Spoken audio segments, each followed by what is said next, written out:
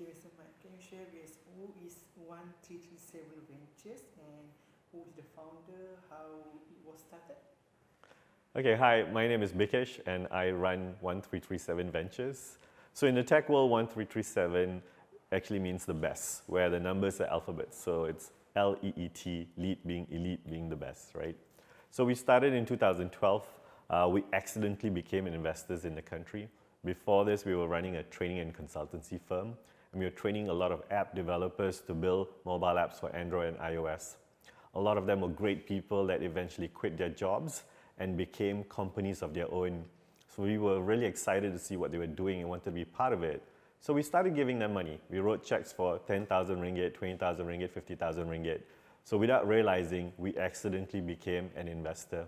So Lead Ventures today helps very early stage companies that has great ideas to go to market with products with our particular methodology.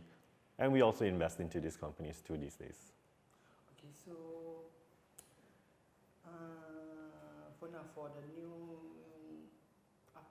peserta kan, so macam mana dia nak join Alpha Startup? Okay. So what we've done now is created a program. We call this program Alpha Startups. It's for anyone with a great idea out there in Malaysia. So you could be young, you could be old, there's no barrier of entry. As long as you have a great idea, you can join our programs. Enrollment is online, and all it basically takes is for you to submit a 1-minute video of what do you want to do. What is the problem you're trying to solve, who you're solving it for, and why you're the person to figure that out. So when you send that video to us and we like your idea, we will put you into a batch. When we run our batches, sometimes we do it with different teams. So we just finished a team for agriculture, so we got local farmers that had great ideas. Before that, we did another batch on healthcare, and we also did a batch on social enterprises. So we are always welcoming people with great ideas to submit it to us online through our Alpha Startups program. So any age limit for the Alpha Startup participant? Now, we don't believe in age limits. The oldest person we invested into a program we ran with Khazanah is 50 years old. He runs a farm, so we came in, invested into his farm, and taught him how to scale the farm with technology itself. So I don't think so it's an age limit, it's more of your passion. How passionate are you to solve a problem, and we want to work with people like that. So at the farm age, so what the newcomers or Alpha Startup can do in this space? So we took an office here in Found 8. It's a beautiful co-work space here in KL Central, and we have very like-minded people that are based here, including startups and SMEs. And this is where we get to meet people that we may want to invest into. So this is a great location. If you're around the corner, come and visit us. We open our doors every Tuesday for people to come in, make appointments with us, to pitch us your ideas so we could see whether have you got something great, interesting we could work with. And we want to help you grow that idea into a great product. So for the Alpha Startup, for the budget, is the minimum to the maximum budget from what we get to? So when we first started Alpha Startups, we were giving people 10,000 ringgit, then we moved up to 20,000 ringgit, then we did 50,000 ringgit. Today, we give out 150,000 ringgit into an early stage idea. So in 1 year, how many participants for Alpha Startup can register? Also, no limits for the 1 year? Well, there is a limit. So we run 4 batches a year minimum. So every quarter we have an intake. We have about 200 people to 300 people apply per intake, but we only take in 20 people into a program where we spend between 1 week to 4 weeks to decide who to invest into. Sometimes we invest into 2, sometimes we invest into 3. So in a year, we try to invest into at least 12 companies itself. So for the startup, ada segment task kan, macam ada e-sports, ada agriculture kan. So each segment task tu ada berapa participant yang boleh masuk? So each time we have an intake, which could be thematic like agriculture or fintech or healthcare, we try and take in 20 to 25 people itself. But out of the 20 to 25, we will only pick 3. All right, just to add on to some questions, how good is an idea? What is a bad idea? Okay. So what makes an idea great is not so much the idea, but the person behind it. whether you understand the problem that you're trying to solve. So that's one of the biggest things we look at. How much do you understand what you're trying to solve? And then if you are the right person with the right caliber and you have a great team around you, with our help, we can help you solve it further. Compared to someone coming in just with a one-man show, it's very hard to work with someone that doesn't have a team and a support structure with them. All right, can I actually put you at par with the CON or what used to be AIM a bit of time before? They used to help people, yeah, with companies needing help in Sure. the beginning of a startup. Yeah. Can I Yeah. liken Yeah. this as that? But a private initiative itself. I see. Right, so can you also give us this insight as to what was the best idea so far that you thought was really magical or very innovative that you have given a good thought on prior to this to your participants? Okay, Chop. So who should we say is the best? Parkizi? Funding societies? I think we can go Senang. All right, so can you share a little bit with us on that? Yeah. So one of the early ideas we invested, in fact, one of the first few we invested into was a group of kids, very young guys, came to us with the problem around parking. Parking's been the biggest issue we have in this particular country. So they formed together a team and came to us with a great idea that we invested 50,000 ringgit into it. And now it's been about 4 years them operating. They've raised over a couple of million ringgit into the companies, and they're also in talks with someone acquiring them. So it shows that with the right people with a great idea, and if you have what we call grit, that means you can survive the test of time for about 4 years running, great things will come. It takes a good time for an idea to get established, find customers, find yourself, and scale. So that's something that you have to invest into. Right, so it means having the right idea, being there at the right time, and the right people Correct. would make it the right formula. Yeah. So we usually say that there's 4 elements to make something great, right? There's the idea, for sure. It plays a particular element in terms of the sector you're in. The people you have, that's ideal. There's some kind of money that you need in terms of funding or just the ability to make money. So when you build something, please make sure that there's a way you could sell the product. And then there's one big overarching element around it, which is the time. Is this the right time? If this is not the right time for an idea, that means you have to survive even longer to find that moment. And this is something that could make or break a startup itself. So if you tried to build Grab or Uber before 2007, it will be really difficult because there was no iPhone, there was no smartphones that was in mass market. So you have to look at that element too. All right, out of curiosity, is there an age limit as to who these idealistic people are? Like you would only assist people of a certain age, only for the young people, or in view of the fact that unemployment is on the rise at the moment, would you actually help anyone with an idea? Yeah, we're open to working with anyone with an idea, as we mentioned. What we want to know is how much of that domain you're trying to solve you understand. So if you came to me and talked about agriculture, have you been in that line of work? Have you farmed before you try and solve that thing? So that's where I would say age can be an advantage in terms of experience. If you've been working in a line of work for very long, you've been in healthcare very long, and you see the problems in healthcare, and now you want to solve it, those are very interesting people to work with, that they really understand the domain they're in, and they come to us for help in terms of technology, and they know how to set up a company, scale a company itself. But when it comes to younger people like students, it doesn't mean that you don't have experience in anything. There's still the experience as a student within the education space. And there's so much to be done in this country in terms of disrupting and innovating in education. So a student could still think of a great idea in that space. I mean, look at Mark Zuckerberg, right? He was a student that found a dilemma as a student and built a social network for students that became something really big. So I don't think so we discount students with ideas. In fact, we love working with younger people who has more passion and more grit, and sometimes they would really push themselves further to get certain things done. Last question here. Do they have to have capital on their own first, other than just ideas? Monetary capital before they start and come and see you for further support? or they can come with only ideas, a work group to work it out, but they don't have monetary or financial support yet. Is that still possible, or what are the prerequisites for you to consider now? Yeah, so in terms of the prerequisite, it's a team. So what we want to see is, have you got all the people necessary to run it? So money is not that important in an early stage company. In fact, if you need money, we have money. But what we want to make sure is the money is used to what's most important. So if you're going to take the money to outsource everything, then it's not going to be a great company to invest into.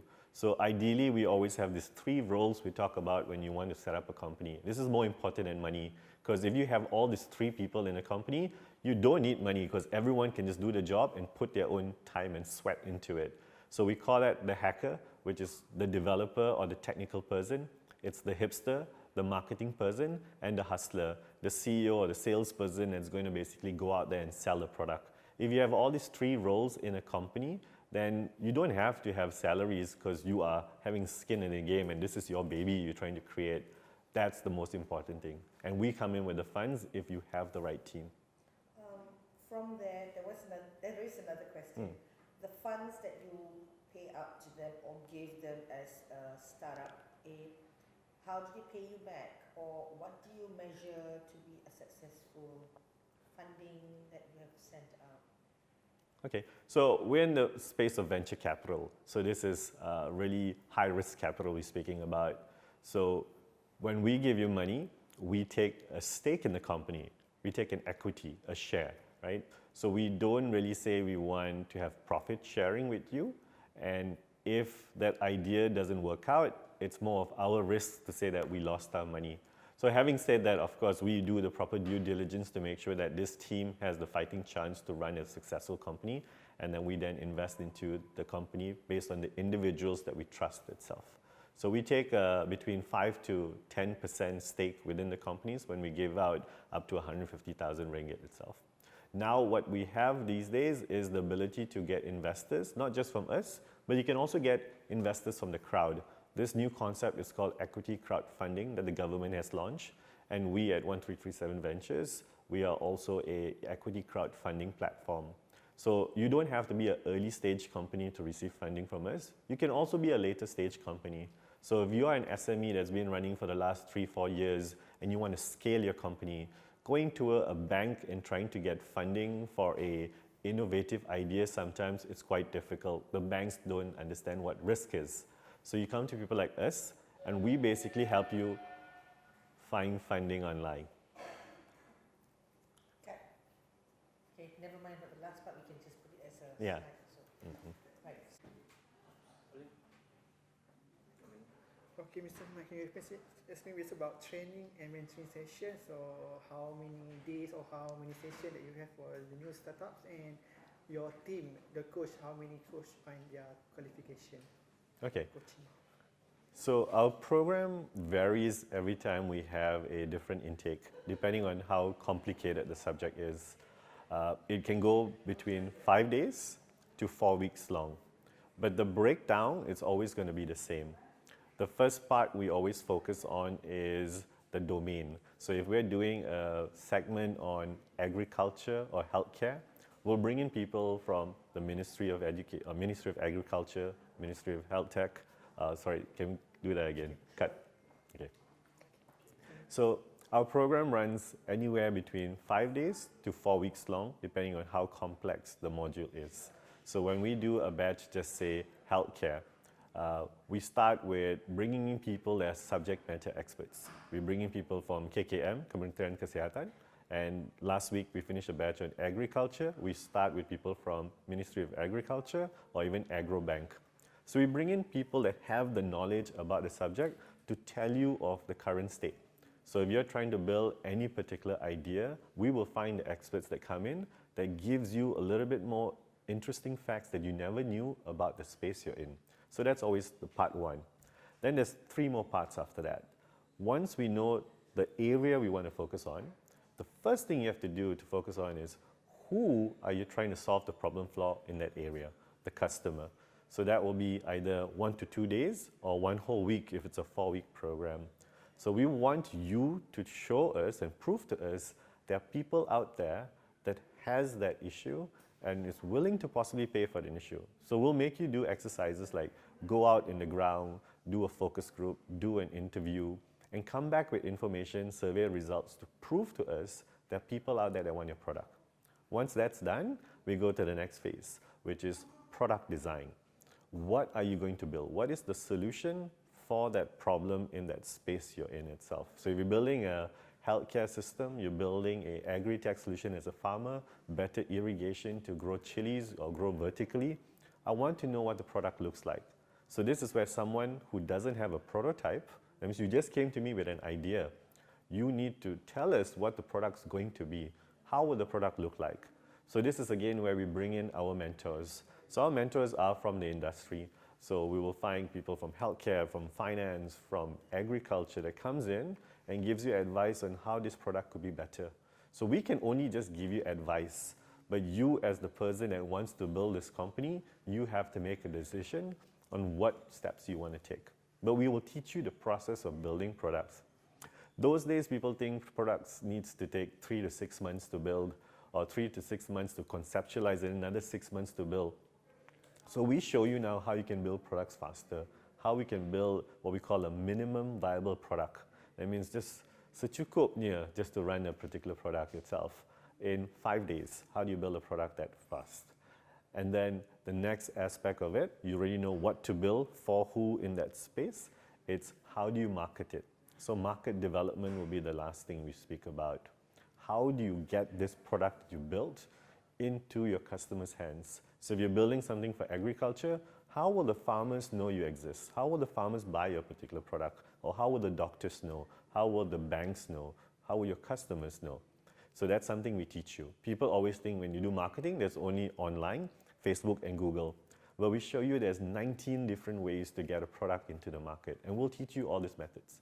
And this entire program is for free. We don't charge a single cent. All we want to do is work with great people with great ideas and great problems to be solved. And we bring in our expertise to coach you to see this through. I guess for the startup, the high demand for the newcomers, mostly for innovation startup, ada tak? Yeah. So right now, this is the world we live in now. Everyone's talking about this word disruption.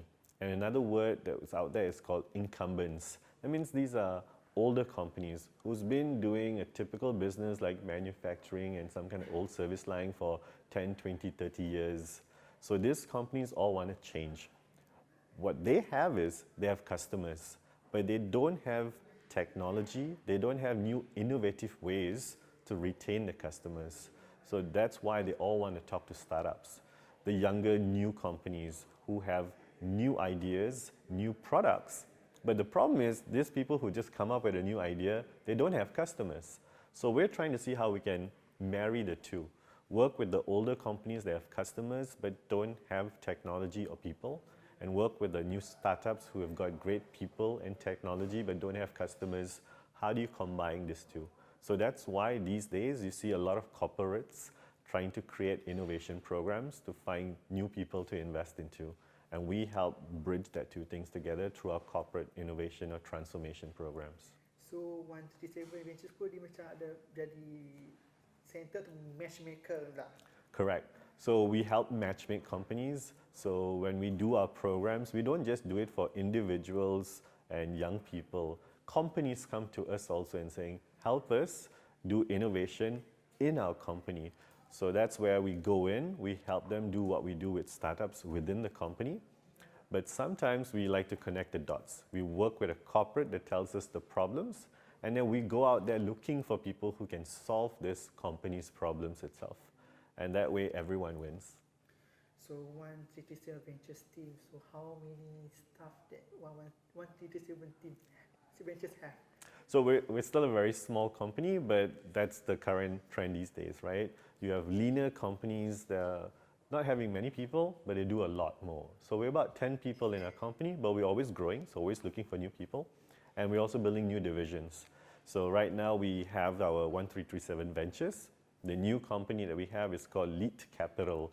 That's the ECF company, where we want to help SMEs who want to digitize and raise more money. We want to help you find money from retail investors. That means, how do you get individuals like you and me to invest into an SME? So that's a whole new division, and we're trying to build another 10 people into.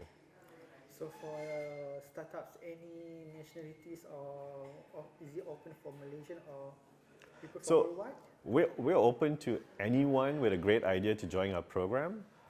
Primarily, we're based in Malaysia, so we have a lot of Malaysians, but we have a lot of foreigners come in also. We've in the past run our programs in Vietnam, Indonesia, Philippines. We've invested in these 3 countries too. So in total, we've trained over 1,000 startups in this particular country, and they come from 6 different countries in our program. So to us, we're looking for great ideas. It doesn't matter where you're from. If you have a great idea, look for us, and we want to help you. So last question from me, any advice for newcomers for startup? Yeah, so my advice is always going to be the same. Start. Don't overanalyze something. The whole idea is to start as fast as possible so you don't waste your time. It's okay to fail. So the faster you fail to know that this version of your product doesn't work, you will go and change the next one and the next one and the next one itself. So if you have a great idea, just start. If you don't know how to start, there's so many free resources online you can basically go to, or come to people like us. Like I mentioned, every Tuesday we have a session, we open the doors to talk to public, and we give free advice on how to basically help you start your particular companies itself. So even though you don't join our programs, our doors are always open to give advice to anyone that wants to get into the world of innovation. Tuesdays, where, what time? Can you do a little bit of a promo? Sure. Nak buat macam promo, nak tengok kat sini. But don't look at Amir, look into the camera and Yeah. say, Okey, pada saya, boleh tak poin sikit pasal sejak bila dah training startup?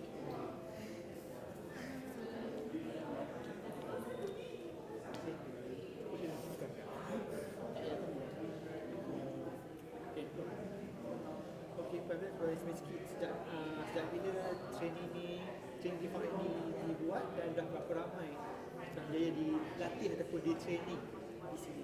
Okey, kami telah bermula melatih startup ataupun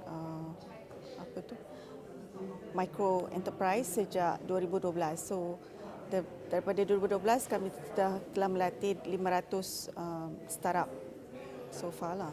So kami menggunakan teknik design thinking, di mana design thinking ni akan membuat mereka realize tentang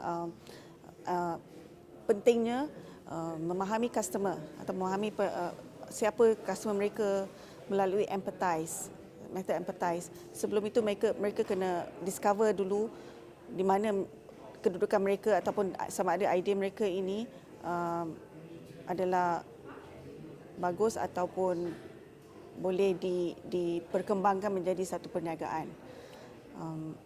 Di dalam latihan tersebut juga kami menekankan tentang pentingnya market access dan juga dia punya market validation, di mana mereka perlu membuat survey dengan orang ramai, bukan di antara kawan-kawan mereka, tentang produk mereka, sama ada produk itu boleh dilaksanakan atau tidak.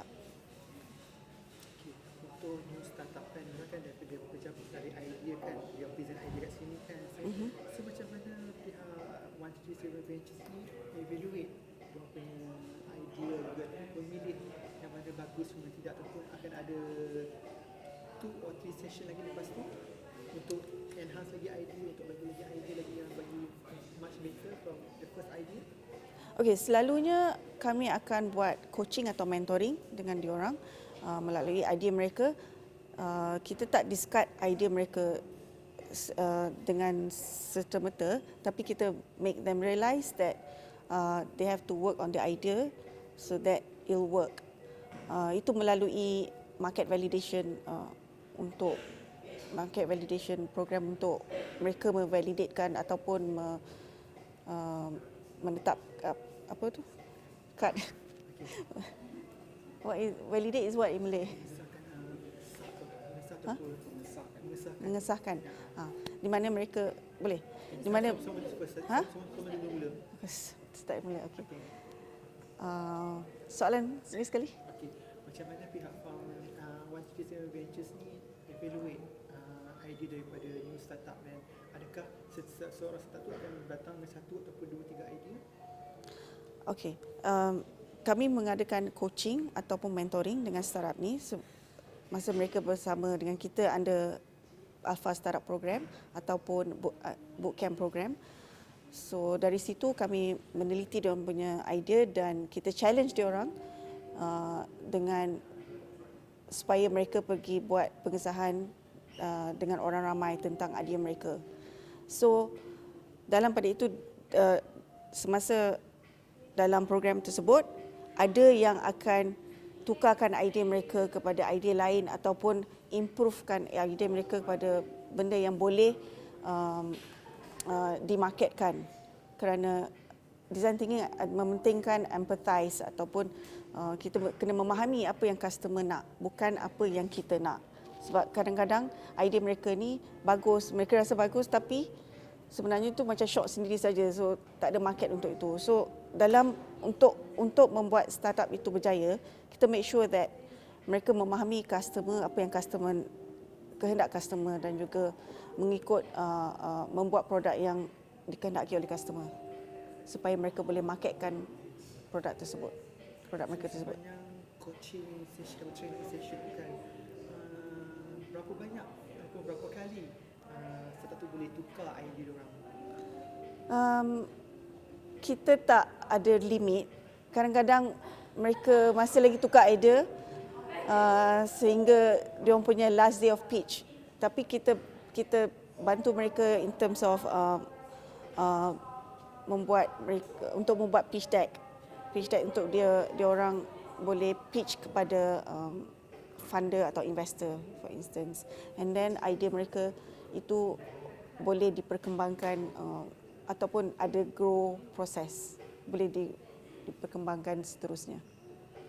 So ada macam untuk startup kan, dia ada macam mentor and mentee kan. Ya, betul. So for startup berapa mentor ataupun adakah setiap seorang tu ada satu mentor dia ataupun Oh tak. ada by group?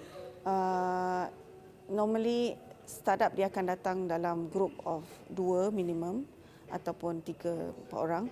So kami dalam 1237 kita akan di-assignkan atau diberikan 2 atau 3 startup untuk kita mentor satu masa. So itu kita boleh bagi pembahagian masa untuk coach atau mentor startup ni mengikut keperluan mereka. So sekarang untuk for newcomers kan, yang mana idea yang mesti yang high demand dalam nak buat new startup? Normally startup ni idea mereka boleh diperkembangkan sekiranya mereka ada passion. So passion and drive is very important for any startup to make it work. It can be sometimes kadang-kadang idea tu tak apa bagus. Kita nampak apa boleh ke dia buat macam ni. Tapi bila kita tengok dia punya kesungguhan, dia punya passion, mereka boleh ketengahkan idea tersebut sehingga menjadi satu perniagaan yang berjaya. Yeah, so kita ada a few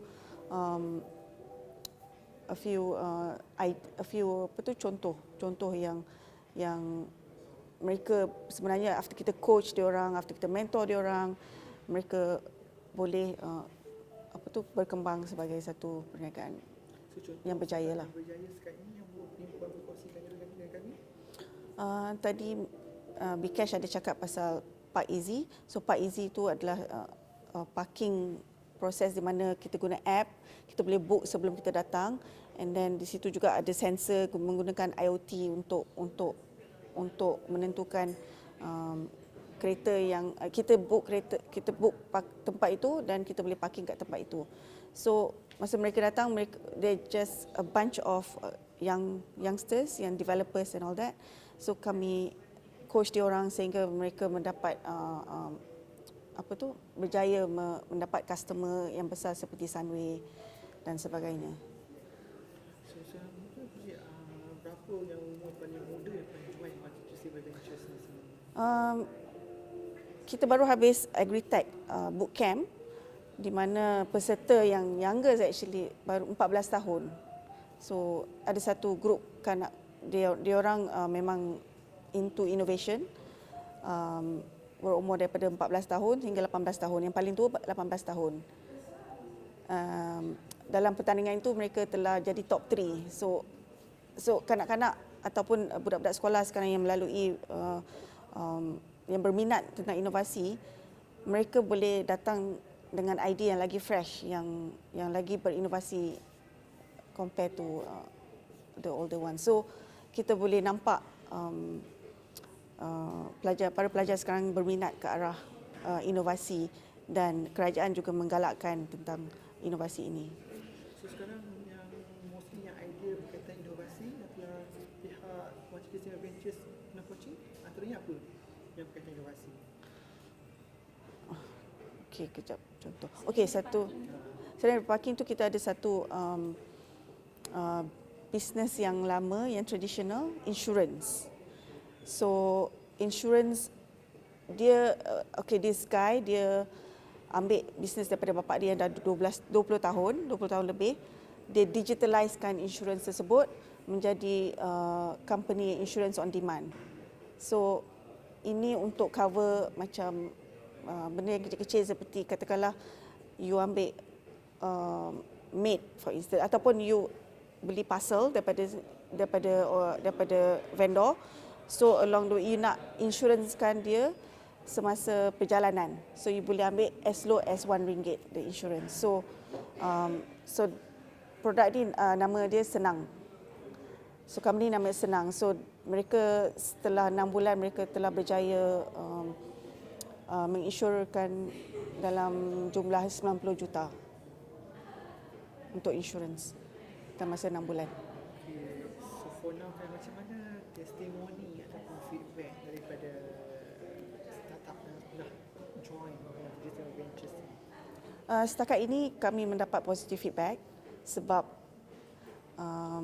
kami sebenarnya masa kami mentor dan kami train diorang, kami cakap yang terus terang. So katakanlah idea mereka tak baik ataupun dia orang punya pitch tak elok, kami cakap kita bagi tahu area yang perlu diperbetulkan ataupun diimprovekan untuk mereka menjadi lebih baik presenter. So kami nampak ada yang mula-mula yang malu bercakap, yang tak boleh present. Lepas bootcamp kami, mereka boleh present dengan baiknya dan yang punya slide, yang punya presentation slide pun lagi baik daripada masa mereka mula-mula datang. Macam puan sini sebagai coaching ataupun mentor kan. So apa puan patut kata kat orang luar untuk encourage orang untuk sell your idea and then kembangkan dan join startup untuk for future plan ataupun your business kehidupan yang akan datang? Okey, untuk mereka yang ada idea, yang ada, mereka boleh cuba untuk memperkembangkan idea tersebut sehingga perniagaan. Kerana saya rasa dunia digital sekarang is basically limitless. There's no boundary to the world right now. So anything is possible. Cuma kita kena ada resilient, kita kena ada ketahanan. Daya ketahanan itu mesti ada untuk perniagaan. So perniagaan akan ada up and down. Tapi kita kena go through that process and all that. Sebenarnya kejayaan tak akan datang overnight. Dia bukan you buat satu idea, you ada satu idea terus boleh berjaya. Dia kena melalui proses-proses usaha juga, you know. Macam kita kena usaha dan kita kena buat yang betul dan kita kena market yang betul. Dan at the end of the day akan berjaya lah. So bukan overnight atau bukan 1 tahun 2 tahun, bukan tahun mungkin 3 atau 4 tahun. Macam puan sini coaching kan dan untuk startup yang mungkin kan, puan pernah tak kegagalan seseorang tu ataupun kejayaan seseorang itu masa bootcamp sendiri? Ada juga yang masa bootcamp startup yang mungkin dia rasa idea dia dah ada bisnes tu, dia rasa dia punya idea tu dah bagus. So kita sukar sikit untuk membentuk dia sebab dia rasa produk dia dah bagus. Jadi kita cuba juga memberi contoh-contoh yang baik supaya mereka dapat improve ataupun dia punya tahap sales boleh meningkat. So kami cuba untuk buat macam tu. Salah satu plan kita untuk masa depan adalah untuk train SMEs ataupun micro enterprise untuk scale up. Ini adalah sejajar dengan dasar keusahawanan negara DKN 2030 under MED, Ministry of Entrepreneur Development. So kami sedia membantu micro enterprise ini untuk pergi ke tahap yang lebih tinggi kerana GDP negara kita adalah berapa persen? 38% datang daripada SME companies. Puan tadi pun ada cakap partisipan yang paling muda dia antara umur 14 dan satu tim tu kan. Boleh kongsi tak apa idea tim yang youngsters ni yang umur 14 tahun hingga 18 tahun yang satu tim? Apa idea yang diorang ketengahkan? Daripada tim 14 tim teenagers tu dia untuk agriculture, so dia come up with inovasi robot untuk mengesan tumbuh-tumbuhan, untuk mengesan ataupun agri products sebelum seperti mengesan penyakit, mengesan pest, menggunakan robotic camera sensor. So sekarang ni macam mana dia punya progress team tu? Mereka baru program tu, bootcamp tu baru lepas just last week. So kami akan dari masa ke semasa, sebab kami buat dengan Magic, program ni kami supported by Magic. Jadi dari semasa mereka akan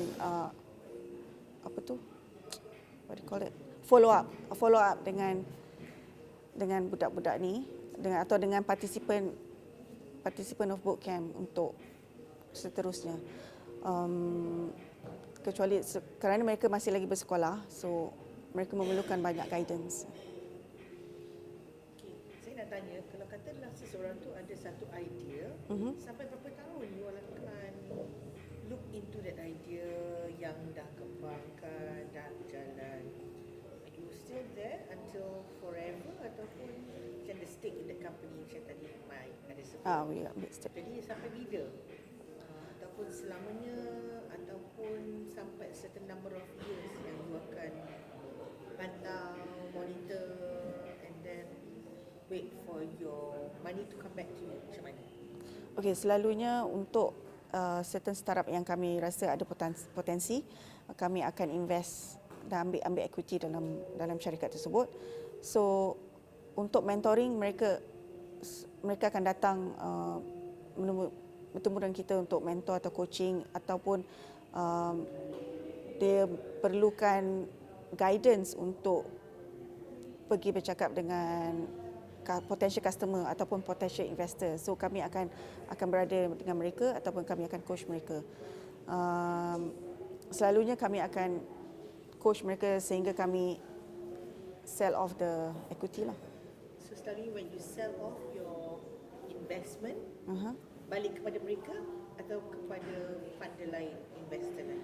Normally we sell off tu kita akan jual equity tu kepada company syarikat lain. So syarikat lain akan take over the management and all that lah. So untuk tu kita macam we can claim that is satu kejayaan lah.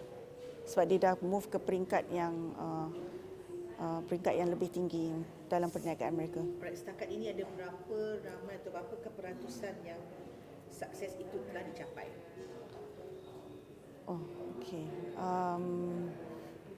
Masih dalam perjalanan ke? Masih dalam perjalanan. Kami cakap masih dalam perjalanan. Alright. Menangkan sekarang ni ekonomi agak kurang memberancangkan untuk setengah syarikat dan mereka terpaksa memberhentikan petugas-petugas mereka. So petugas perlu bekas-bekas pekerja di syarikat ini perlu bangun dan cari jalan untuk menyara hidup. So ada tak nasihat kepada mereka untuk fikirkan idea buat startup sesuatu yang lebih manfaat mereka sebagai seorang entrepreneur, kemudian datang kepada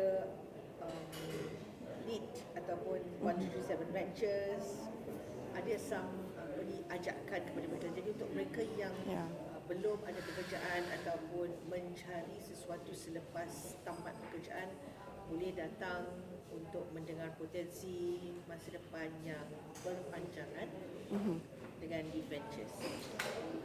Ya, sebenarnya peluang itu banyak. Semasa saya berada dengan Lead Ventures, kami mendapat banyak peluang untuk mereka-mereka yang di retrench atau ni untuk bekerja kembali ataupun create their own business. Contohnya agriculture salah satu ataupun pertanian adalah salah satu yang kira underserved. So sebab hari tu, okey, saya bagi contoh, hari tu saya naik Grab. So dia dah di retrench. So borak-borak dengan dia. So dia tanya saya, boleh tak bagi ada peluang kerja tak untuk saya. So saya cakap dia, tak pernah tak fikirkan untuk jadi agriculture as your ni. Sebab sekarang ni sektor agriculture, agritech adalah satu sektor yang sebenarnya ada banyak future, kerana kita memerlukan makanan adalah keperluan asas manusia. Malaysia sekarang di tahap 5 in terms of food security. So kita masih lagi mengimport makanan kita. So kita ada tanah, jadi kita boleh menjadikan pertanian ini salah satu sumber pendapatan kita.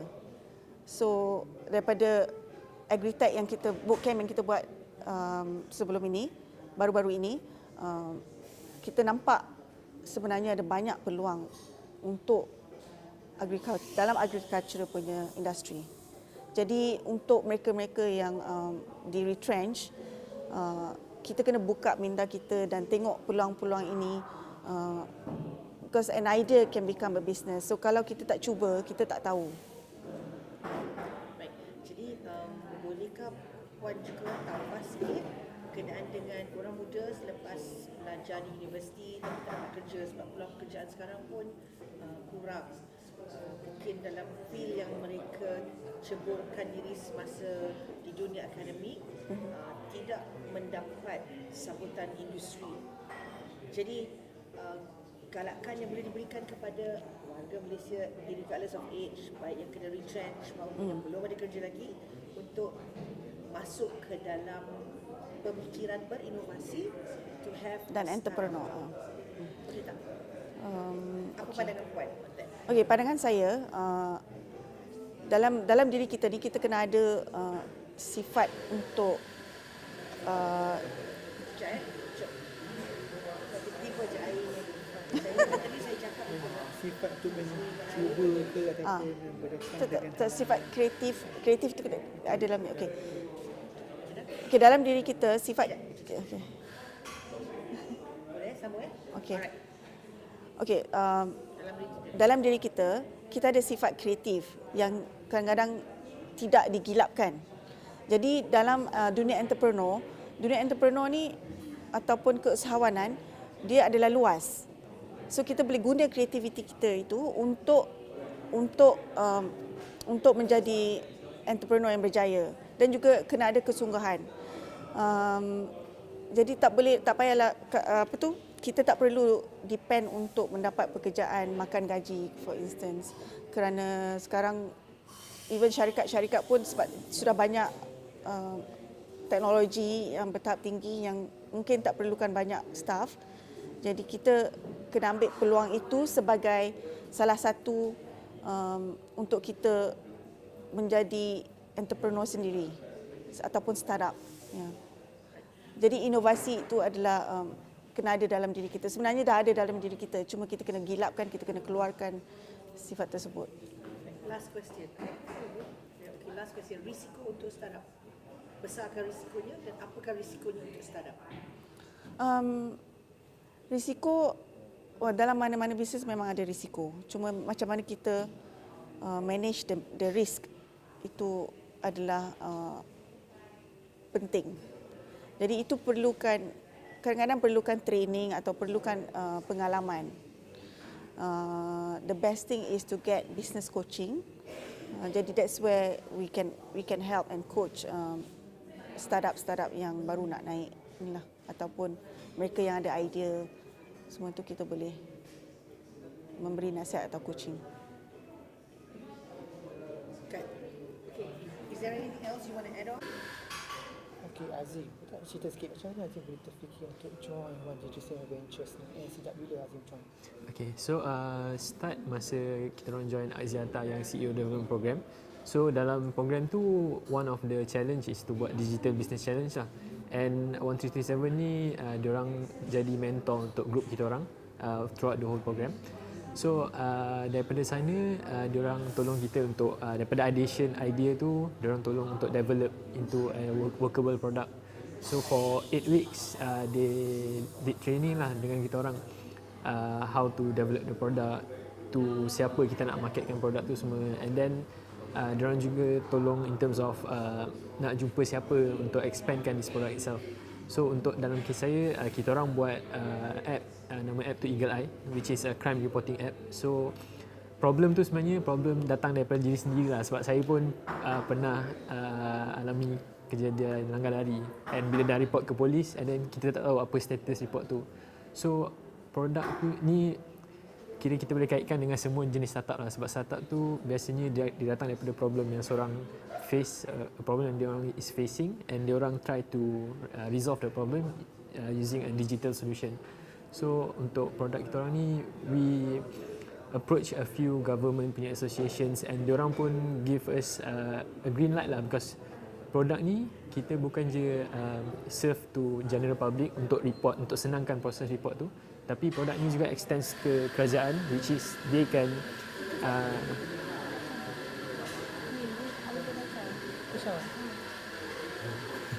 Nanti you start balik and you approach government.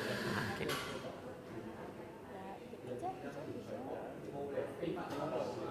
Soalan? 3, 2, 1, okey. Kan? Okay. Okey, sama yang ayah lalu pula. Okey, kita start dengan your team approach. Tarik. Government. Tak apa. So kita approach government, which is Mastech, and diorang pun nampak function produk ni lah, sebab dalam sistem diorang pun diorang tak ada satu digital solution untuk diorang track any kind of crime or reporting. So from 1337 diorang banyak membantu in terms of giving us mentoring, and then diorang provide to us which government associations to approach, and siapa-siapa yang nampak apa keperluan lah untuk idea kita orang. So apa yang ada idea dalam untuk yang Eagle Eye tu, macam apa specification atau key yang ada features dalam tu? Okay. Apa yang memudahkan pengguna untuk guna benda tu?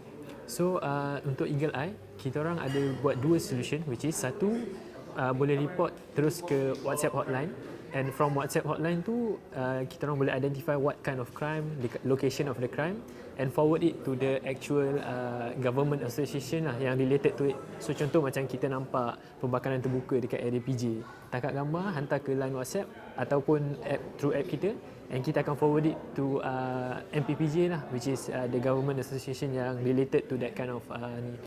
And ada features yang dalam app kita is tracking of the report. So sekarang ni bila most problem yang orang is facing is that when they report something, dia orang tak tahu nak track benda tu ke mana.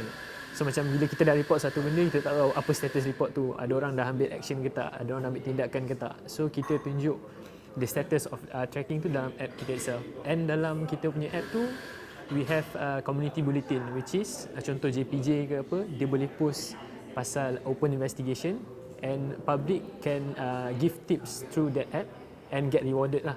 So contoh kalau macam diorang nampak kenderaan hilang ke apa, diorang tahu, oh saya pernah nampak benda ni, so dia hantar tip and dia akan dapat rewarded from the app. Untuk bangunkan app tu kan, ada tak di survey tanya random orang awam buat survey macam mana dia penerimaan mereka. So macam mana feedback dari orang awam sebenarnya sendiri? So untuk survey tu kita orang ada buat satu booth, and kita buat booth tu dekat IKEF Damansara. And time tu booth tu is just to inform people that we have this idea, we have this solution. And penerimaan orang awam time tu memang off the charts lah. Semua orang memang suka dengan idea tu and diorang sokong. And yang tu sebenarnya menjadi pencetus lah untuk kita untuk continue idea ni, untuk push it into a final product. For a startup macam Azim sendiri kan, so sejauh mana perlibatan 137 Ventures ni dalam untuk memperkembang dan merealisasikan idea dari Azim sendiri untuk Eagle Eye di launch? So untuk 137 diorang banyak bagi kita orang training in terms of masa awal tu, in terms of ideation, in terms of developing the product itself. And once kita dah ada ideation tu, dah ada satu prototype tu, diorang juga membantu kita untuk tembus the market lah in a way, because when we have an actual product, kita perlu cari people who wants the product. And from our perspective, from our side lah, they help us in terms of getting meetings with these government people apa semua, and selling our idea to them. So macam sekarang ni untuk Eagle Eye, dengan 137 as mentor, we have ada several meetings with contoh macam Plan Malaysia, Kementerian Perumahan, Smart Selangor, Putrajaya Corporation. So that's a lot of pertolongan lah in terms of getting us to the right people to launch this idea. Okay, for so far apa percentage dah progress Eagle Eye dan dia punya jangkaan tu bila dia akan So untuk Eagle Eye sekarang kita orang dah dalam 70% because in terms of ideation, prototype semua dah ada. Now it's just in terms of getting buat the final product, and to launch it we are looking into most probably around next year lah. so far macam sekarang Azim saya baru 24 tahun kan, so apa pandangan Azim mengenai produk-produk ataupun ventures ataupun yang Multi7 ni dalam mengandung untuk membangunkan apps ataupun sektor yang ada unsur-unsur inovasi.